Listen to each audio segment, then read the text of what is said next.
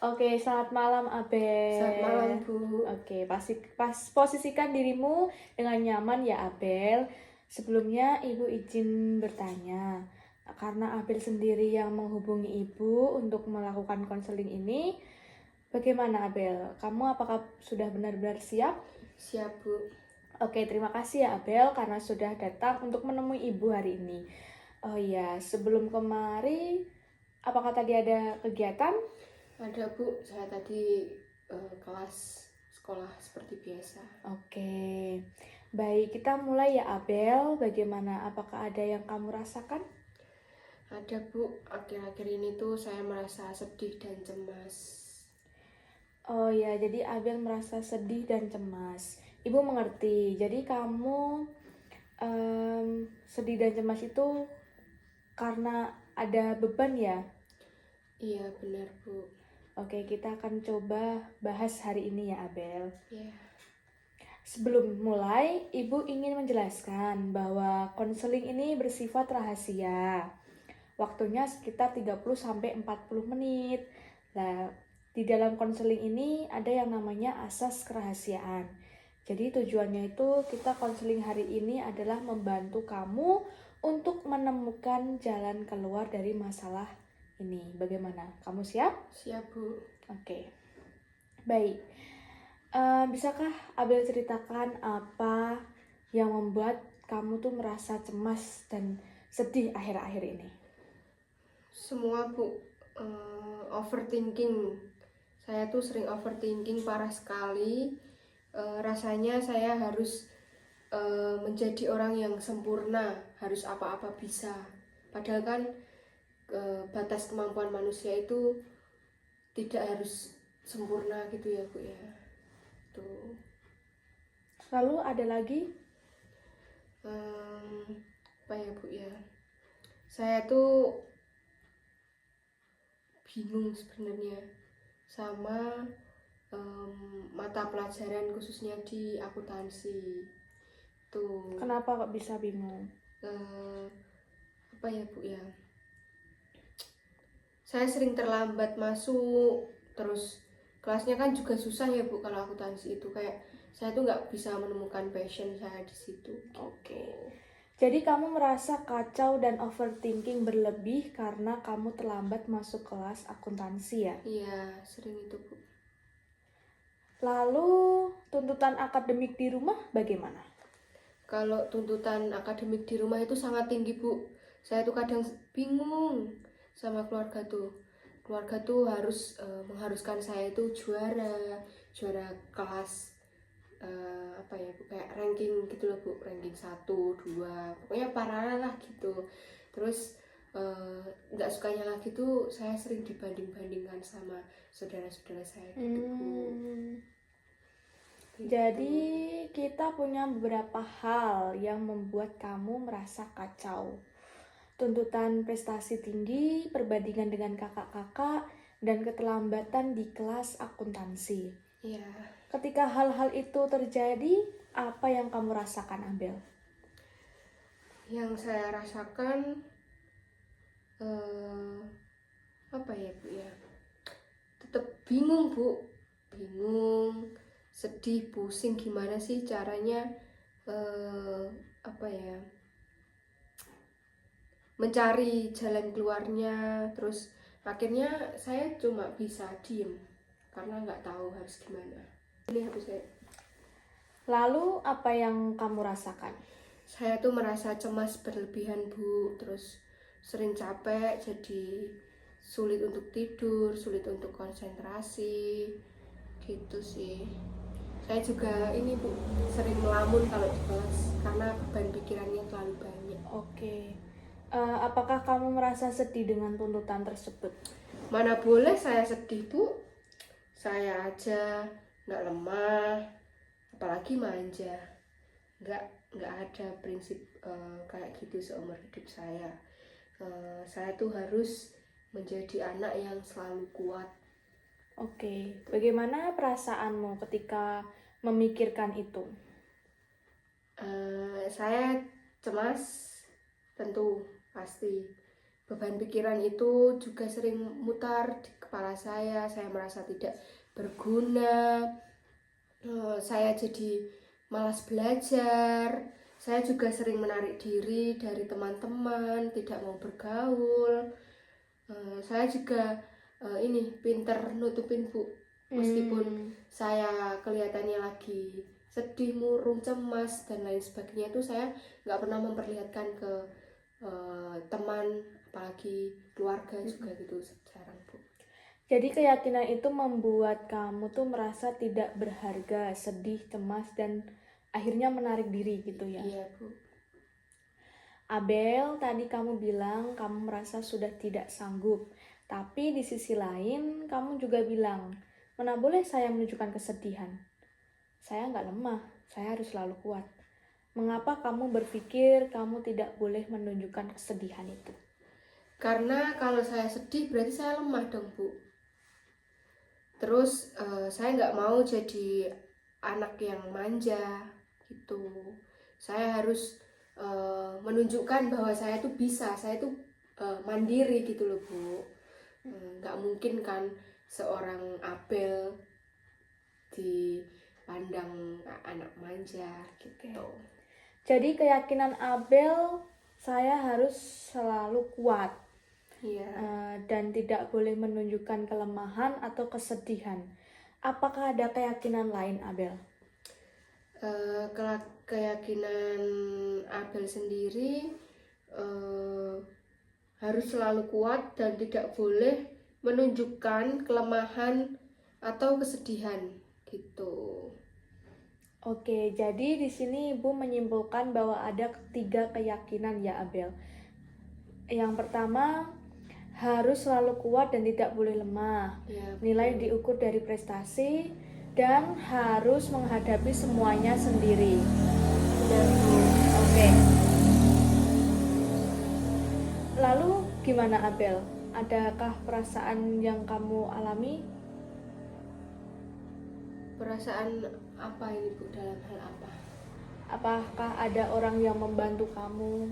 Jelas tidak ada Bu, kan saya tidak menunjukkan semua itu ke orang lain, jadi saya cuma bisa ngandelin diri saya sendiri. Oke, mari kita fokus pada keyakinan pertama ya Abel. Kamu yakin menunjukkan kesedihan sama dengan kelemahan?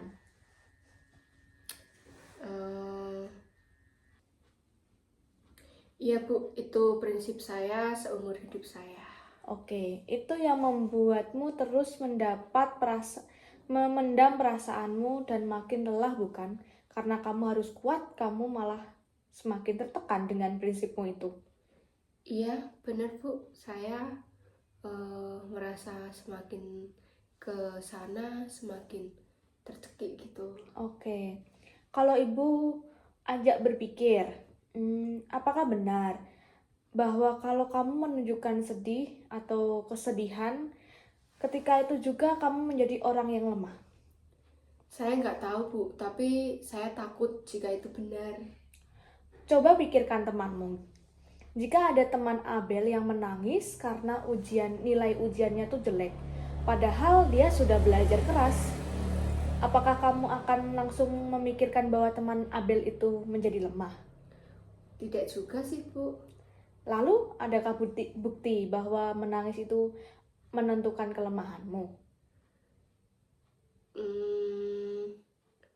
Sepertinya malah menyakiti diri saya sendiri Bu. Oke, apakah keyakinan seperti itu membuatmu membantu atau malah menyakiti dirimu? Karena Bu, saya itu sekretaris di kelas gitu kan, selalu peringkat, jadi saya nggak mungkin dong setara sama teman-teman saya. Di mana bukti empiris yang menyatakan bahwa semua sekretaris dan peraih peringkat tidak boleh lelah dan sedih? Tapi Bu, Apakah menunjukkan bahwa kamu lelah adalah hal yang sama dengan menjadi lemah? mungkin tidak Bu. Lelah itu kan fisik ya, dan mental. Kalau lemah itu juga merupakan karakter. Bagus. Abel, kamu mulai bisa melihat lebih rasional Jadi bagaimana kalau keyakinan diubah menjadi aku lebih suka terlihat kuat, tapi jika aku merasa capek dan menangis bukan berarti lemah. Bagaimana menurutmu? Iya Bu, saya merasa lebih tenang mendengar itu. Namun saya masih eh, bisa belajar dan memperbaiki diri lagi kan. Bisa Abel, sekarang mari kita uji keyakinanmu yang kedua. Nilai diri saya hanya diukur dari prestasi akademik. Iya Bu, kalau gagal berarti saya nggak berguna. Selain prestasi akademik, saya lihat Abel ini dikenal sebagai siswi yang aktif, disiplin, mandiri, mudah beradaptasi, dan memiliki hubungan sosial yang baik. Apakah semua nilai-nilai positif itu hilang hanya karena kamu terlambat masuk kelas akuntansi? Tidak Bu, saya tetap punya semua itu. Saya tetap fokus dari kegagalan saya belajar dari kegagalan saya juga. Oke, jadi apakah nilai dirimu benar-benar hanya diukur dari satu aspek, yaitu akademik, sementara kamu punya banyak aspek positif lain yang kamu akui? Tidak dong Bu, kalau hanya dari satu aspek berarti saya tidak adil dengan diri saya sendiri. Benar, Abel. Itu tidak logis dan itu yang disebut keyakinan irasional. Itu adalah tuntutan mutlak yang kamu bebankan pada diri kamu sendiri. Setelah kita uji bagaimana pandanganmu tentang keyakinan saya harus selalu kuat dan tidak boleh menunjukkan kelemahan sekarang. Keyakinan itu menurut saya tidak benar, itu malah membuat saya makin sakit. Benar banget. Bagus, kita akan ubah keyakinan irasional itu menjadi keyakinan yang rasional yang lebih adaptif. Bagaimana kita bisa merumuskannya? Saya harus berusaha menjadi lebih kuat, tapi jika lelah kan boleh istirahat ya. Dan ketika merasa sedih, itu pun menunjukkan emosi saya tidak sama dengan kelemahan kan. Iya, benar. Sekarang bayangkan kalau kamu terlambat akuntansi lagi. Apa pikiran otomatis yang muncul? Pastinya saya gagal, saya merasa gagal, saya tidak berguna. Terus mungkin orang-orang lain itu juga kecewa pada saya. Nah, saya juga mungkin bisa merasa lemah dari hal itu. Oke, tadi kita sudah belajar mengubah pikiran irasional menjadi rasional. Ubah pikiran itu menjadi apa yang sudah kita sepakati. Terlambat, tapi itu hanya satu kegagalan, bukan akhir dunia kan Bu. Gitu. Saya akan memperbaiki, terus saya akan tetap berharga meskipun saya membuat kesalahan. Wajar kalau saya merasa bersalah, tapi itu bukan berarti saya lemah gitu. Baik, Abel, bagaimana dengan perasaanmu setelah kamu merubah pikiran irasionalmu menjadi pikiran yang lebih sehat, yaitu rasional? Lebih tenang Bu, kecemasan turun, tidak separah tadi. Oke, mari kita teguhkan keyakinan rasional yang baru. Apa yang kamu yakini tentang dirimu sekarang, terlepas dari nilai atau jabatanmu sebagai sekretaris? Saya adalah Abel. Saya punya banyak kelebihan dan saya merupakan manusia yang seperti manusia lainnya. Kalau buat kesalahan itu wajar gitu. Oke, bagaimana perasaanmu setelah mencari jati dirimu seperti itu? Saya merasa ada yang belum terangkat lebih ringan. Tuh. Oke, sekarang kita bahas keyakinan ketiga. Harus menghadapi semuanya sendiri. apa bukti yang mendukung bahwa kamu harus menanggung semuanya sendirian? Saya merasa tidak bisa mengerti, Bu. Saya tidak mau sering-sering merepotkan orang lain, gitu. Oke, apakah meminta bantuan atau berbagi cerita dengan orang yang kamu percaya otomatis akan merepotkan mereka? Mungkin tidak, Bu, tapi saya tidak mau menghakimi mereka. Ini adalah kekhawatiran yang wajar, Abel. Tapi, adakah bukti yang memastikan bahwa semua orang yang kamu ajak bicara akan menghakimimu? Tidak ada bukti pasti sih, Bu. Itu hanya perasaan takut saya aja. Oke, jadi keyakinan bahwa kamu harus sendiri adalah keyakinan yang tidak realistis dan hanya didasari oleh rasa takut. Setuju? Iya, Bu, saya setuju. Lalu keyakinan rasional apa yang bisa menggantikan saya harus menghadapi semuanya sendiri? Mungkin saya bisa mencari bantuan dari orang terdekat. Saya bisa cerita kepada orang yang saya percaya gitu. Bagus. Kita sudah berhasil mengubah 3 keyakinan irasional menjadi rasional. Apakah kamu melihat perbedaan antara cara berpikirmu yang lama dengan cara berpikirmu yang baru? Sangat berbeda, Bu. Yang harus dilihat yang baru jauh lebih melegakan dan membuat saya lebih bersemangat, lebih tenang gitu. Oke, sekarang kamu tarik nafas dalam-dalam, buang. Oke, mari kita bayangkan skenario kedua. Kamu mendapat nilai di bawah rata-rata. Apa pikiran otomatismu yang lama? Saya gagal, saya tidak berharga, keluarga akan kecewa. Kecewa berat pastinya, Bu, pada saya. Sekarang kalau kamu ubah menjadi keyakinan yang baru bagaimana? Nilai ini di bawah target saya itu wajar ya.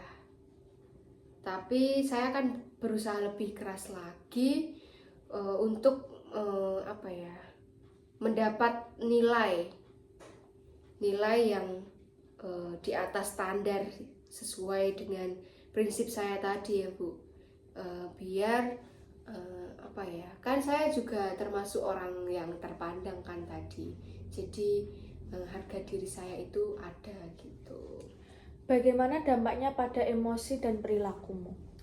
Saya merasa termotivasi untuk terus belajar, tidak lagi menarik diri, dan kecemasan saya berkurang di situ. Oke, jadi kesimpulan konseling kita hari ini, kamu menyadari bahwa lemah, lelah, dan menangis tidak sepenuhnya menentukan harga dirimu. Kamu masih bisa termotivasi, percaya diri, dan tetap mau berusaha untuk memperbaiki diri. Iya, Bu, benar. Saya lebih lega dan percaya diri. Sebelum kita akhiri, Ibu ingin memberikan atau melatih dirimu untuk di rumah. Jadi nanti kamu bikin pelatihan kayak journaling gitu. Kamu catat setiap kali kamu merasakan cemas. Tulis situasinya, pikirkan atau keyakinan yang muncul tuh ditulis. Perasaan dan perilakumu. Lalu coba kamu buat bantahan sederhana dan tulis keyakinan rasional baru. Jadi saat kamu merasa cemas, kamu merasa sedih, coba kamu berlatih untuk merubah yang tadinya keyakinan lamamu diubah menjadi keyakinan yang sudah kita pelajari tadi. Baik, Bu. Jadi saya harus menuliskan kejadian, pikiran, perasaan, dan perilaku. Lalu mencoba membantah dan menggantinya dengan pikiran yang lebih rasional gitu ya. Ya, betul sekali. Tujuannya agar kamu terbiasa melatih pikiran rasional di luar sesi konseling. Nah, nanti di pertemuan berikutnya kita bahas dari hasil catatanmu yang sudah kamu bikin tadi. Baik, Bu, saya akan coba untuk mengerjakan saran dari Ibu tadi. Terima kasih ya Bu ya. Sama-sama Abel, saya harap setelah kamu pergi dari tempat konseling ini, kamu semakin bertumbuh dan lebih baik lagi. Jika kamu masih ingin membutuhkan bantuan ibu, kamu bisa japri saya, tidak usah sungkan ya Abel. Baik Ibu, saya mengucapkan terima kasih banyak atas ketersediaan dan bantuan dari Ibu. Dari hal ini saya menjadi lebih lega. Saya akan berproses lebih baik lagi Bu. Baik Abel, oke, selamat tinggal dan semangat terus, perbaiki dirimu dan jangan pernah putus semangatmu. Baik Bu, kalau begitu saya juga mengucapkan terima kasih banyak lagi. Saya izin untuk melanjutkan aktivitas lagi ya Bu ya. Hati-hati di jalan ya Abel.